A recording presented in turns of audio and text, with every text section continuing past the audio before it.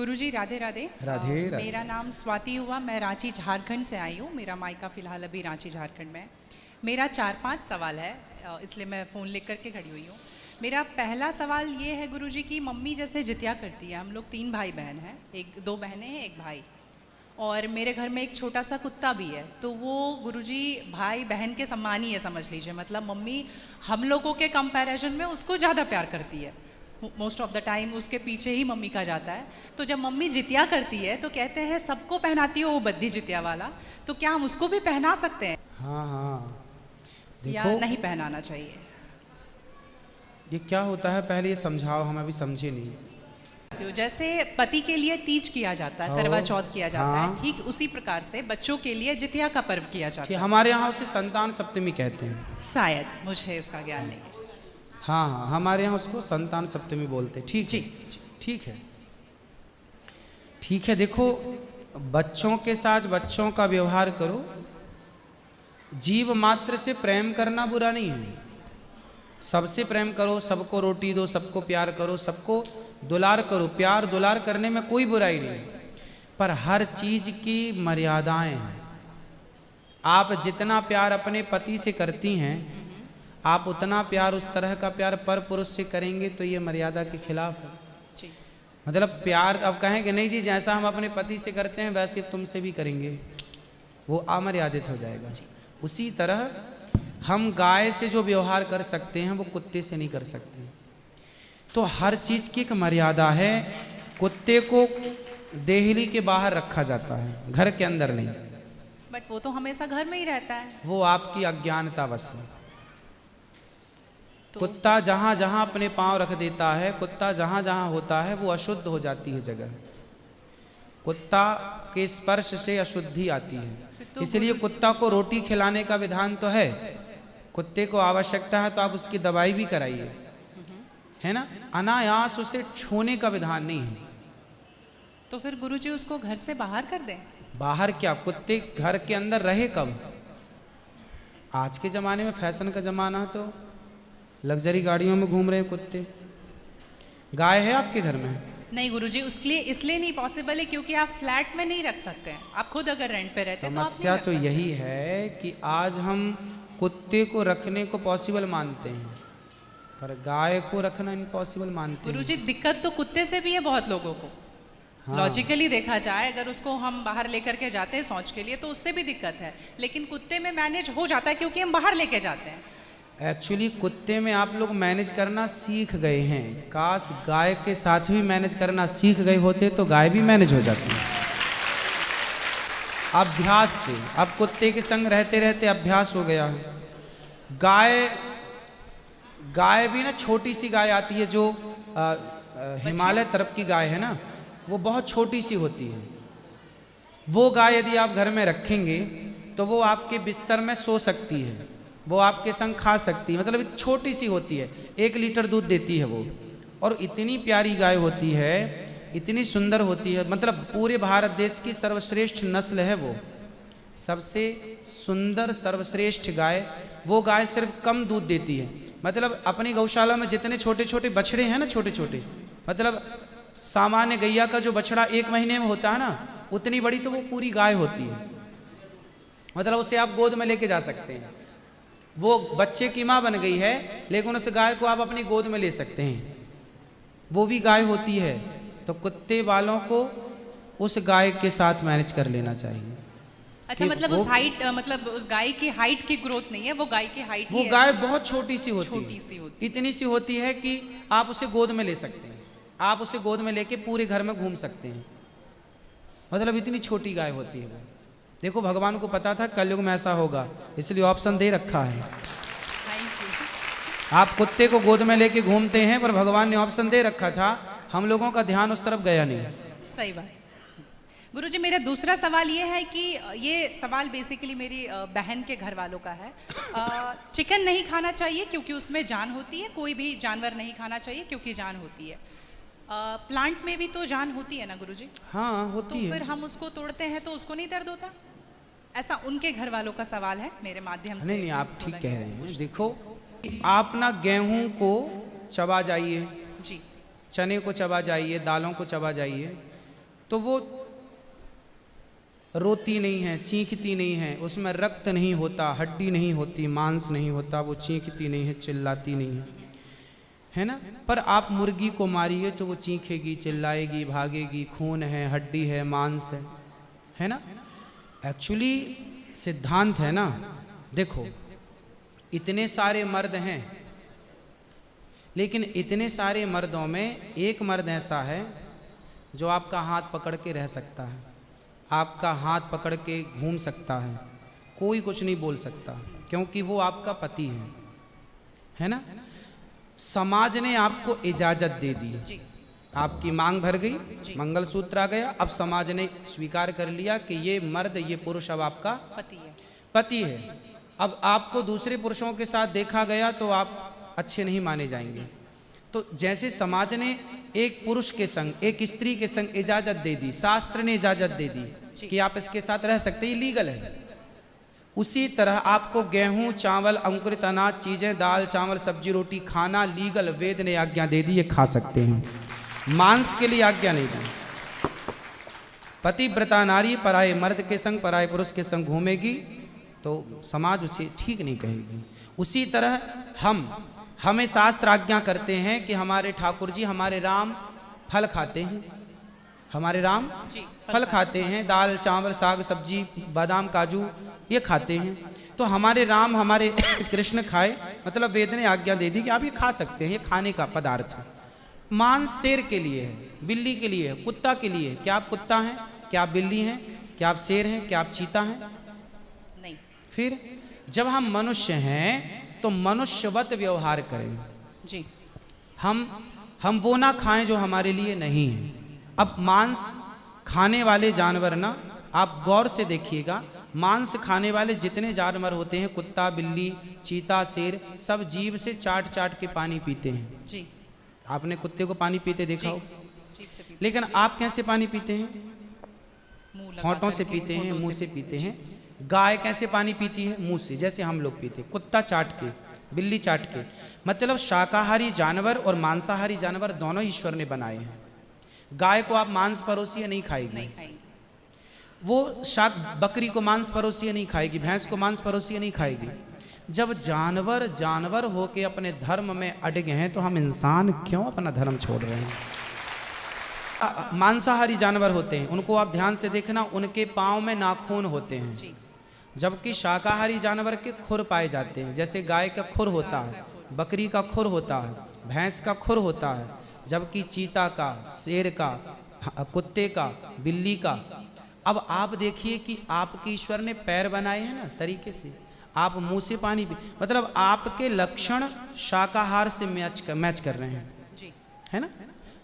बिल्ली के, कुत्ते के यहाँ कैनाइन दांत बड़े बड़े होते हैं मांस फाड़ने के लिए, आपके नहीं है। मतलब आप ईश्वर की तरफ से शाकाहार। और अब मैं नहीं कहता, आप मेडिकल साइंस का अध्ययन करके देखिएगा, साइंटिस्ट लोग अब सिद्ध, अभी मैं इंग्लैंड गया था, वहाँ मुझे बताया कि जो अंग्रेज लोग, इनके बाप दादी जो मांस खाते चले आए हैं, अब कुछ अंग्रेज लोग इतने जागरूक हो गए हैं कि अब वो मांस नहीं खाते। वो कहते हैं कि अब इसको खाने से बीमारियां बढ़ रही हैं, लोग परेशान हो रहे हैं। पहले के लोग जंगल में कंदमूल फल खाते थे, ये अब खाने लग गए हैं, सुअर खा रहे हैं, कुत्ता खा रहे हैं। अब बहुत सारे लोग शाकाहार की तरह जो जागरूक हैं बढ़ रहे हैं। तो आप और हम तो पहले से जागरूक हैं, तो हम क्यों अपने आप को मांसाहार की तरफ ले जाएं? क्यों किसी की हड्डी चबाएं? बताइए, हमारे यहाँ मुर्दे को छूने से लोग नहाते हैं, कितनी दुर्गंध है। अब देखो, आप गेहूं, आप पालक काटो, गोभी काटो, है ना, मूली काटो, गाजर काटो, दाल पकाओ, कोई दुर्गंध आती है आपकी रसोई में? नहीं। लेकिन आप मुर्गी पकाओ, मुर्गी काटो, बिल्कुल वो बदबू से भर जाएगा। मतलब आपकी नाक भी आपको गवाह देने लग जाएगी, भाई बस कर, है ना। तो शरीर एक्सेप्ट नहीं करता, आप जबरदस्ती खिला रहे।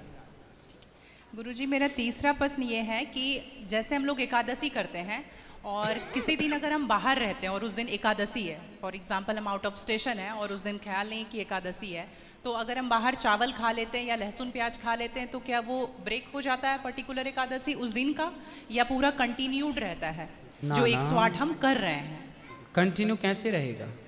वो पर्टिकुलर वाला कैंसिल होता है ना जिस दिन हम खा लिए बाहर। हाँ, आपने जो खा लिया वो एकादशी भंग हो गई जी, और पीछे से जो हम कंटिन्यू जो करते आए हैं वो तो जो किया वो मिलेगा, जो आगे करेंगे वो मिलेगा।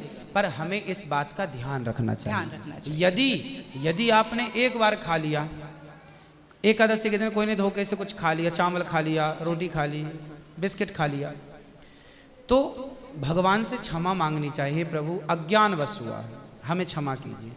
और फिर उतने को ही फलाहार मान लेना चाहिए, फिर कुछ नहीं खाना चाहिए। जैसे आज आपने धोखे से चावल खाया, आपने खाया ही एक कौर, तभी याद आया आज तो एकादशी। अब आप बोलेंगे नहीं, हे प्रभु अपराध हुआ, क्षमा, भगवान का नाम जप करो और उसको ही अब मान लो कि अब मेरा पारण हो गया, अब फिर मैं कुछ नहीं खाऊं, तो फिर वो पूरी एकादशी मान ली जाएगी।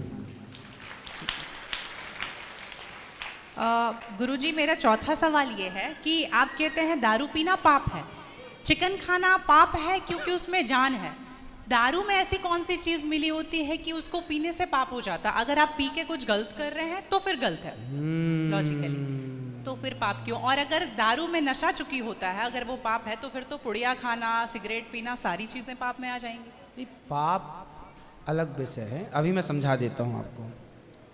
जब हमारा देश गुलाम था जी, तो एक अंग्रेज ने एक पंडित जी की कनपटी पे बंदूक रखी और अंग्रेज ने कहा, ये पंडित जी यहाँ आओ, तुम बड़े पुजारी हो? हाँ पुजारी हैं। हिंदू हो? हाँ। आज मैं तुम्हें गोली मारूंगा। पंडित जी बोले क्यों मारोगे? बोले आज 4 चीज़ें तुम्हारे सामने हैं। अंग्रेज ने 4 चीज़ें पंडित जी के सामने रखी। पहले पराई स्त्री ला के रख दी, तुझे आज इसके संग रहना है। दूसरा मांस रख दिया, आज तुझे मांस खाना है। और तीसरा ढेर सारा सोना रख दिया। इतना सोना तो रोज भीख मांगता है ना, ले जा सोना। और चौथी दारू रख दी, शराब। इन 4 में एक चीज तुझे लेनी पड़ेगी, नहीं लेगा तो गोली मारूंगा। बोल क्या लेता है? पंडित जी बोले पराई औरत तो मैं नहीं देख सकता, मार दो गोली मुझे, पर मैं पराई स्त्री के, मेरी माँ बहन, मेरे संस्कार ऐसे हैं कि ये मेरी माँ बहन और बेटी है, ये मैं मर जाऊंगा पर चरित्र में दाग नहीं लगने दूंगा, तो ये स्त्री तो मैं नहीं ले सकता। अब मांस भी मेरे धर्म के खिलाफ है, आप गोली मार दो, मैं ब्राह्मण हूँ, मैं मर जाऊंगा पर ये धर्म नहीं छोड़ूंगा। और रहा ये सोना भी नहीं लूंगा, क्योंकि मैं भीख इसलिए बेईमानी करता तो भीख क्यों मांगता? मैं ईमानदारी से भीख मांग के खा सकता हूँ, बेईमानी का करोड़ों नहीं ले सकता, इसलिए सोना भी नहीं लूंगा। हाँ, पंडित जी को लगा ये तो पानी है, दारू शराब, उनको दारू पानी लगा, ये तो पानी है।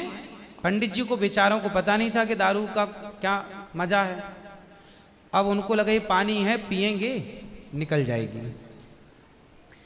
पानी समझ के पंडित जी ने बोला कि चलो गोली कनपटी में बंदूक रखा है, चलो पी लेते हैं, अभी निकल जाएगी शाम तक। पंडित जी ने दारू पी, और जब दारू पी ली तो दारू जब पी तो नशा चढ़ा। और जब नशा शराब का जब नशा चढ़ता है तो इंसान नहीं रह जाता। जैसे स्त्रियों को जिसको ऑपरेशन होता है ना जी, तो रीढ़ की हड्डी में डॉक्टर एक इंजेक्शन लगाते हैं स्पाइनल में, जिससे शून्य हो जाती है। वो अंग क्या हो जाता है? कोई भी ऑपरेशन में डॉक्टर आपको शून्य कर देता है। उसी तरह शराब आपके मस्तिष्क को, आपके सोचने विचारने की क्षमता को शून्य कर देती है, माइंड को शून्य कर देती है। आप ये निर्णय नहीं ले पाते कि क्या सही है और क्या गलत है। अब पंडित जी जब नशे में झूमने लगे तो वो उस स्त्री को छेड़ने लग गए, ए यहाँ जा, नशे में। तो यही तो प्रश्न था मेरा गुरुजी कि वो नशे में ऐसा कर रहे हैं तो गलत है। अगर जो बोलते हैं हम जेंटलमैन पैक पीते हैं, हम 2 पैक पीते हैं या 3 अच्छा ये बताओ, नशे में करने लगे तो गए, वो नशा आया कहाँ से? शराब जहाँ से आया वही तो गलत है। नहीं तो गुरुजी, सारे फसाद की जड़ तो वही है। गुरुजी जब ज्यादा पी ले रहे हैं तो ऐसा हो रहा है, जो कम पी रहे हैं और ये कह रहे हैं कि कम पीने से ऐसा नहीं होता, आप ज्यादा हमारे यहाँ 5 महापाप गिनाए हैं शास्त्रों ने जी। 5 महापाप, उनमें से एक शराब है। शराब है, हाँ। शराब को महापाप इसलिए कहा गया है ये बुद्धि भ्रष्ट, शराब पीने वाली की बुद्धि सात्विक नहीं हो सकती। आप शराब पीजिए, आप शराब पीने वाला व्यक्ति आध्यात्मिक नहीं हो सकता। जैसे मैं सात्विक हूँ, आप सात्विक हैं, आप चाहते हैं कि मैं भजन करूं भगवान का, ज़्यादा हाय हाय नहीं, शांत खुश भगवान के चिंतन में। एक तो इस प्रकार का आदमी है भगवत चिंतन में, वो ज़्यादा खाता भी नहीं। एक आदमी कैसा है जो विषय भोगी है। शराब शरीर को गर्म करती है जी, शराब शरीर को गर्मी पहुंचाती है। और जो व्यक्ति भोगी होता है, जिसे भोगों को भोगना है, वो लोग शराब का उपयोग करते हैं अपने भोगों की क्षमता को बढ़ाने के लिए। अब जिसे भोग भोगना है वो तो अपनी क्षमता भोगों की बढ़ाए और शराब पिए, परंतु जिसे भगवत प्राप्ति करना हो, ईश्वर से नेह करना हो, मन लगाना हो, संत लोग एक टाइम भोजन करते हैं, 2 टाइम नहीं खाते। बोले शरीर को केवल जिंदा रखना है, ज्यादा खिलाएंगे तो शरीर फिर हानिकारक है, मन भटकेगा। इसलिए यदि आपके अंदर ईश्वर की प्राप्ति की साधना है तो आपका आहार विहार शुद्ध अपने आप हो जाएगा। और मन में यदि कामना है तो फिर लोग तो चरस भी पीते हैं, अफीम भी लेते हैं। ये सब चरस अफीम क्या करती हैं? शरीर को उत्तेजित करती हैं। ये सब शरीर को उत्तेजित करने वाले पदार्थ हैं। तो बाकी जितने भी नशा वाली चीज हैं, हाँ, गुटखा, खैनी, दारू जो भी हैं, ये सारे फिर उतने ही इक्विवेलेंटली सब नुकसानदायक है। खैनी से कैंसर होता है, सिगरेट से लंग्स खराब होते हैं। गुल से क्या होता है गुरुजी? किससे? गुल जो करते हैं, गुल क्या होता वो है? पाउडर एक होता है ना? नहीं, वो मैं जानता नहीं। चरस अफीम क्या कहते हैं? क्या है बेटा? ड्रग्स? नहीं, वो ड्रग्स नहीं होता, डब्बे में आता है गुल। नहीं, वो गांव के लोग को मैंने देखा करते हुए। नहीं, वो मैं उसके बारे में पहली बार सुन रहा हूँ, अब रिसर्च करना पड़ेगा वो चीज क्या है। मतलब कुछ भी नशीला पदार्थ देखो गलत है, सब गलत है, सब गलत। शराब कौन सी सही है? सिगरेट कोई पिए तो कौन सा समझदार है? आप खैनी खाएं, गुटखा खाएं, अब कौन सही? इसे कौन कहे? मूर्ख ही सही कहेगा, खाने वाला ही सही कह सकता है। तो मतलब सब इक्वली उतना ही पाप है। पाप पुण्य अलग विषय हो गया। नहीं गुरुजी, आप कहते हैं कि शराब को पाप माना गया है, ये सारी चीज पाप के अंतर्गत है। अब सेहत खराब हो ही जाएगी। शराब के नशे को पाप माना गया है, बाकी चीजें गलत हैं। ठीक है। महापाप में शराब को लिया गया है, बाकी चीजों को गलत। सही कैसे हो सकती है? खैनी और सिगरेट और बाकी चीजें। महापाप में शराब को गिना। देखो, एक होता है महापाप, एक होता है पाप जी। महापाप 5 प्रकार के हैं, पाप अनेक प्रकार के हैं। तो पाप है, गलत है, ये सब चीजें गलत हैं। शराब महापाप है।